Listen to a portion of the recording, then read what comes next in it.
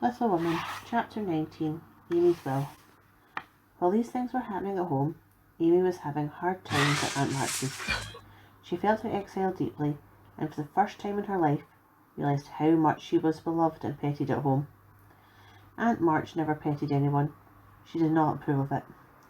But she meant to be kind, for the well-behaved little girl pleased her very much, and Aunt March had a soft place in her old heart for her nephew's children, though she didn't make proper to confess it.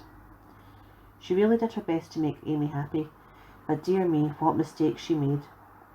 Some old people keep young at heart in spite of wrinkles and grey hair, can sympathise with children's little cares and joys, and make them feel at home, and can hide wise lessons under pleasant plays, giving and receiving friendship in the sweetest way.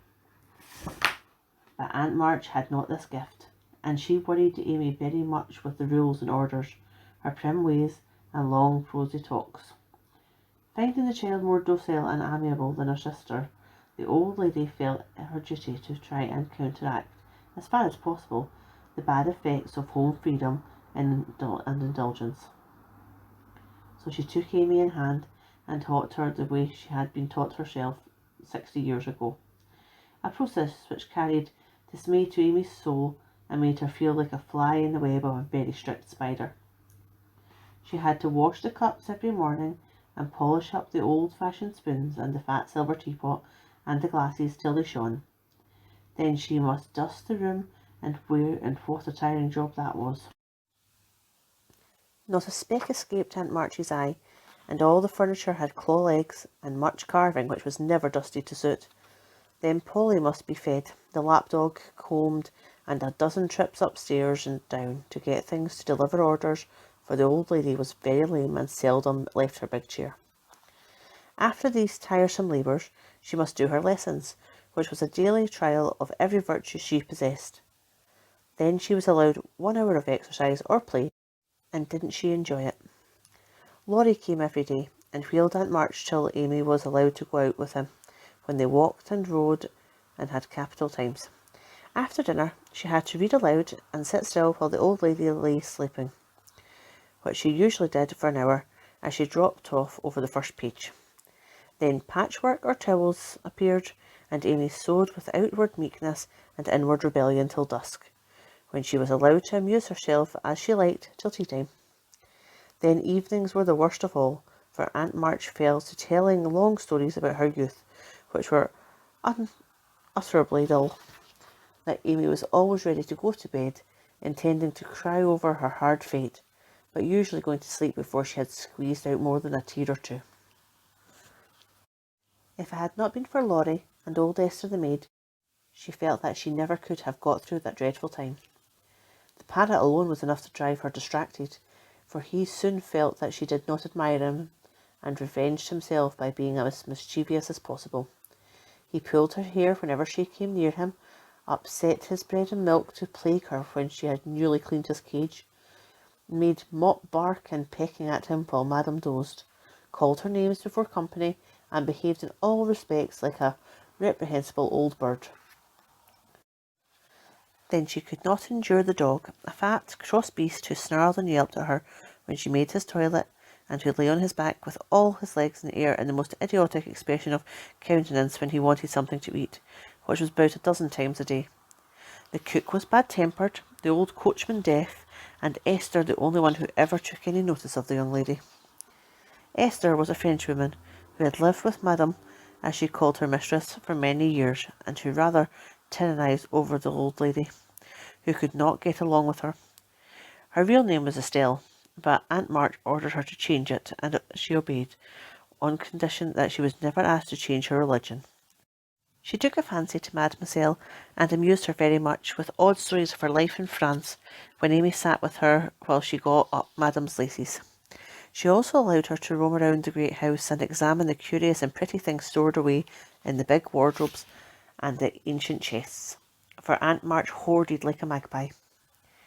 Amy's chief delight was an Indian cabinet full of queer drawers, little pigeonholes, and secret places, in which were kept all sorts of ornaments, some precious, some merely curious, all more or less antique. To examine and arrange these things gave Amy great satisfaction, especially the jewel cases, in which, On velvet cushions reposed the ornaments which had adorned a belle 40 years ago. There was a garnet set which Aunt March wore when she came out, the pearls her father gave her on her wedding day, her lover's diamonds, the jet mourning rings and pins, and queer lockets with portraits of dead friends, and weeping widows made of hair inside. The baby bracelets her one little daughter had worn, Uncle Marchie's big watch with the red seal that so many childish hands had played with, and in a box all by itself lay Aunt Marchie's wedding rings, too small now for her fat finger, but carefully put away, like the most precious jewel of them all. "Which would Mademoiselle choose if she had her will?" asked Esther, who always sat near her to watch over and lock up the valuables. "I like the diamonds best, but there is no necklace among them, and I'm fond of necklaces. They are so becoming." "I should choose this if I might," replied Amy, looking with great admiration at a string of gold and ebony beads from which hung a heavy cross of the same. "I too covet that, but not as a necklace. Ah, no. To me it is a rosary, and as such I should use it like a good Catholic," said Esther, eyeing the handsome thing wistfully. "Is it meant to use as you use the string of good-smelling wooden beads hanging over your glass?" asked Amy. "Truly, yes, to pray with. It would be pleasing to the saints if one used as fine a rosary as this, instead of wearing it as a vain bourgeois.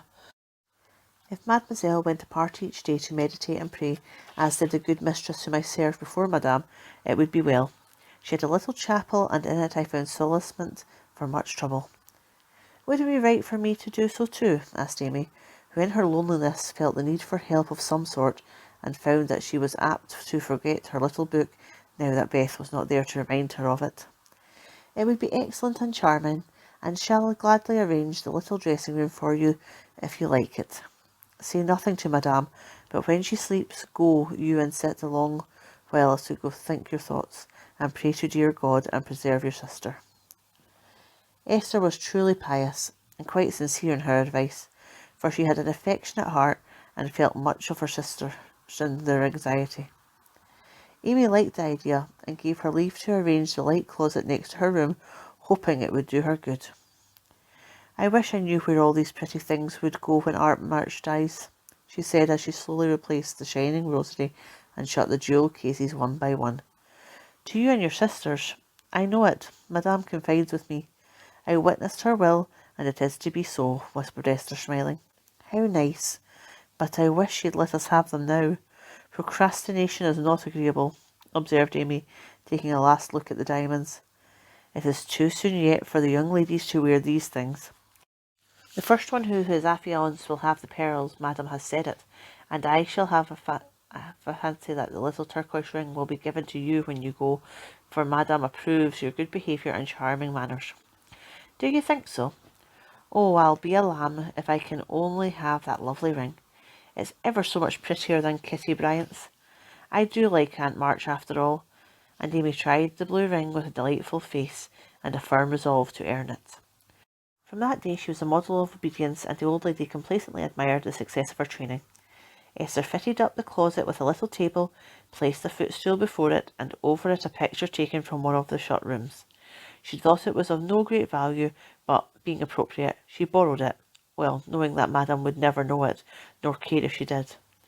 It was, however, a very valuable copy of one of the famous pictures of the world, and Amy's beauty-loving eyes were never tired of looking up at the sweet face of the Divine Mother, while tender thoughts of her own were busy in her heart. On the table she laid her little testament and hymn book, kept a vase always full of the best flowers Laurie brought her, and came every day to sit alone, thinking good thoughts and praying to the dear God to preserve her sister. Esther had given her a rosary of black beads with a silver cross, but Amy hung it up and did not use it, feeling more than doubtful as to its fitness for Protestant prayers. The little girl was very sincere in all this, for, being left alone outside the safe home nest, she felt she needed some kind hand to hold by sorely, that she instinctively turned to the strong and tender friend, whose fatherly love most closely surrounds his little children. She missed her mother's help to understand and rule herself, but having been taught where to look, she did her best to find the way, and walk in confidently. But Amy was a young pilgrim, and just now her burden seemed very heavy. She tried to forget herself, to keep cheerful, and be satisfied with doing right, though no one saw or praised her for it. In her first effort at being very, very good, she decided to make her will, as Aunt March had done, so that if she did fall ill and die, her possessions might be justly and generously divided. It cost her a pang even to think of giving up the little treasures which in her eyes were as precious as the old lady's jewels.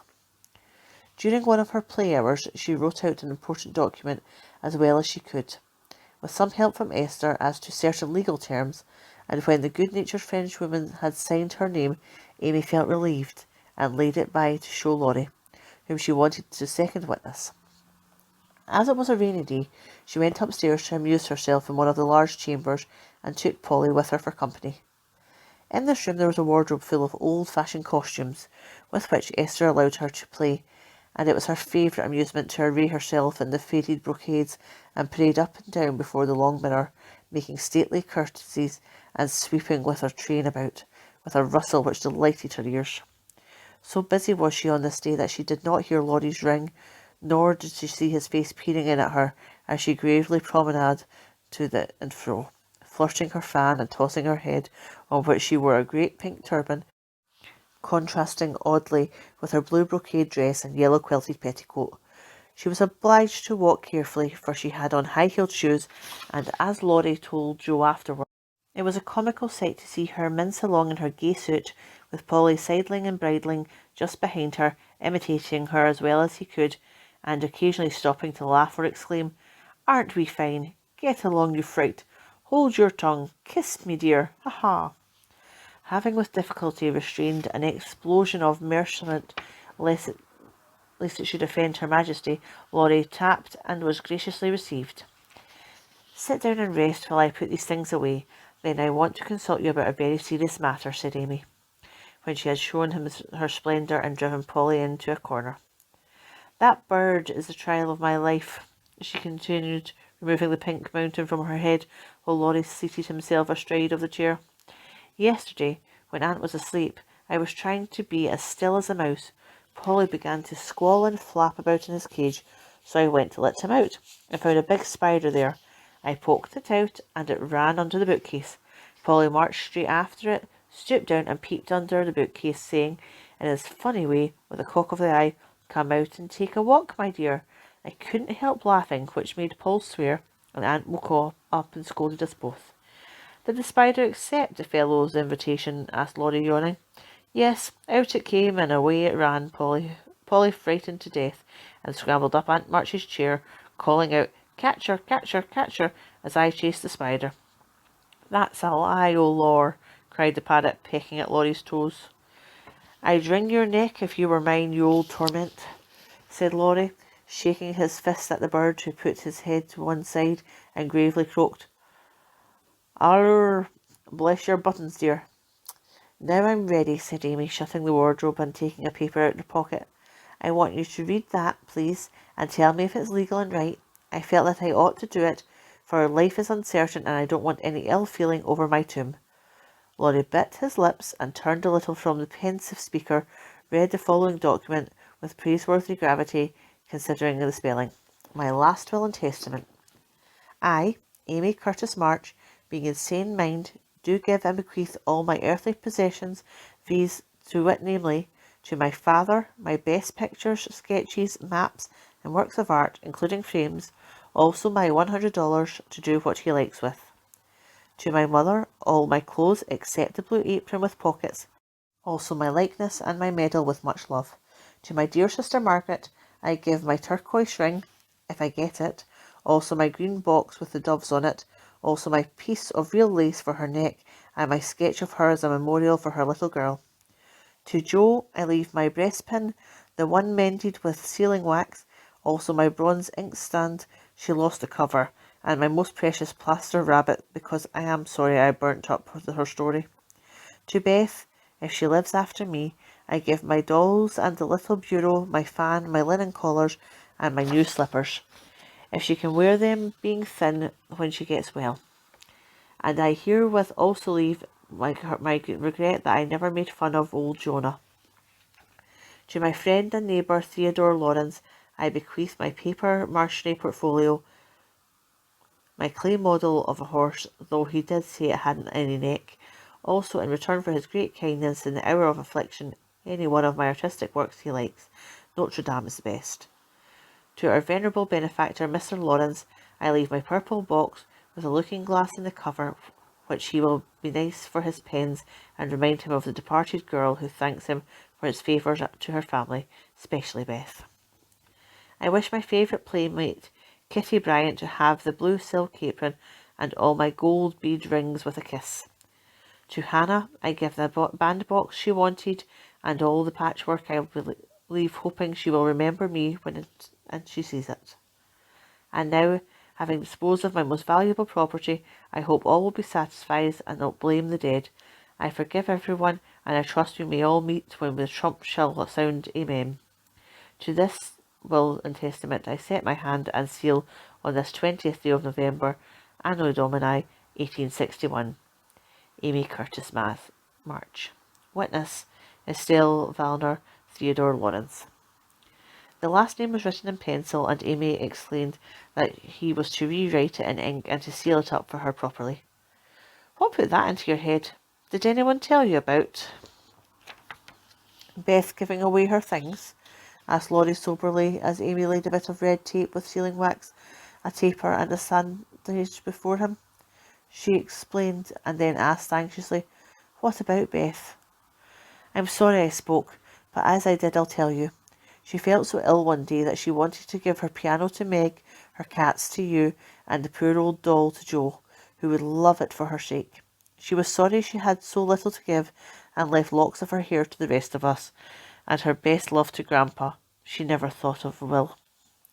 Laurie was signing and sealing as he spoke, and did not look up till a great tear dropped on the paper.